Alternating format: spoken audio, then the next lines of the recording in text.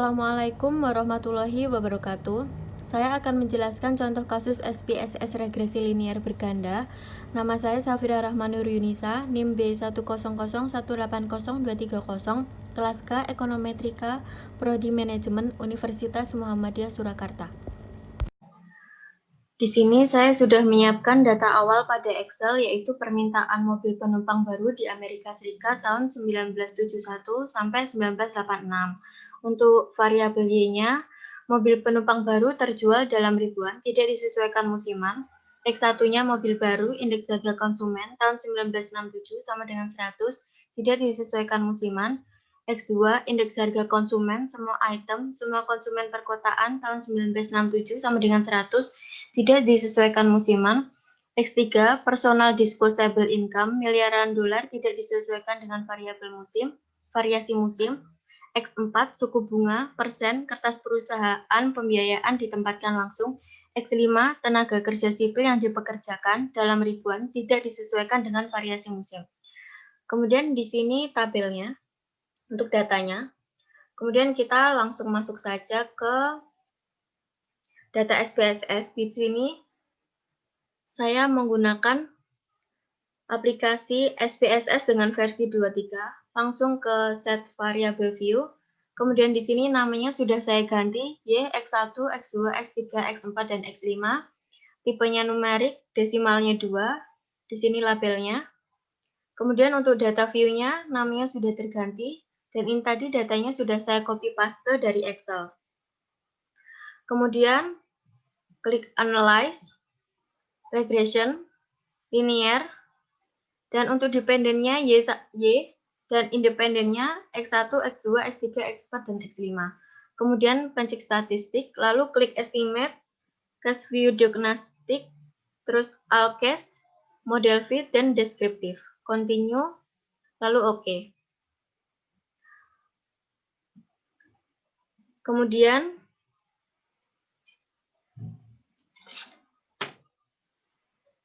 lalu muncul data analisis regresi. Yang pertama, tabel deskriptif. Di sini memuat data rata-rata, standar deviasi, dan jumlah data tersebut. Kemudian di sini variabel Y, X1, X2, X3, X4, dan X5. Ini untuk jumlah rata-ratanya. Ini untuk standar deviasinya. Dan ini untuk N-nya. Kemudian pada kolerasi, di sini ada percent correlation. Di sini pada Y, untuk Y sebesar 1000. Kemudian di sini terlihat bahwa nilai koefisien kolerasi dari Y dengan X1 sama dengan min 0,066, artinya nilai negatif. Sehingga semakin tinggi nilai X1, maka semakin rendah nilai Y. Maka hubungannya cukup rendah. Kemudian untuk Y dan dengan X2 dan X3 hubungannya juga cukup rendah. Untuk X4 juga dan X5 juga cukup rendah. Kemudian ada SIG. Pada signifikan 0,404 artinya variabel Y dan X pada kategori sedang. Kemudian X2 dan X3 juga sedang. Dan X4 kategori rendah. Kemudian X5 juga sedang. Di sini untuk jumlahnya semuanya 16. Kemudian pada variabel enter atau remove, X1 sampai X5 menggunakan metode enter. Kemudian untuk model summary, pada tabel summary R sama dengan 0,873, menunjukkan adanya hubungan yang kuat antara variabel X dan Y. Kemudian R square nilainya 0,643, menjelaskan variabel Y sebesar 0,762, sisanya dijelaskan variabel lain. Kemudian standard error of the estimate 695,42247 menunjukkan angka regresinya semakin baik.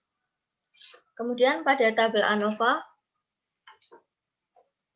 untuk signifikannya 0,06 kurang dari 0,05, berarti adanya hubungan antara variabel X dan Y dan F-nya sebesar 6400. Kemudian pada koefisien persamaan regresi pada kolom tersebut adalah sama dengan 5580,0 322, kemudian 52,268, kemudian men 114,597, kemudian 7,732, dan men 91,896, dan yang terakhir 0,089.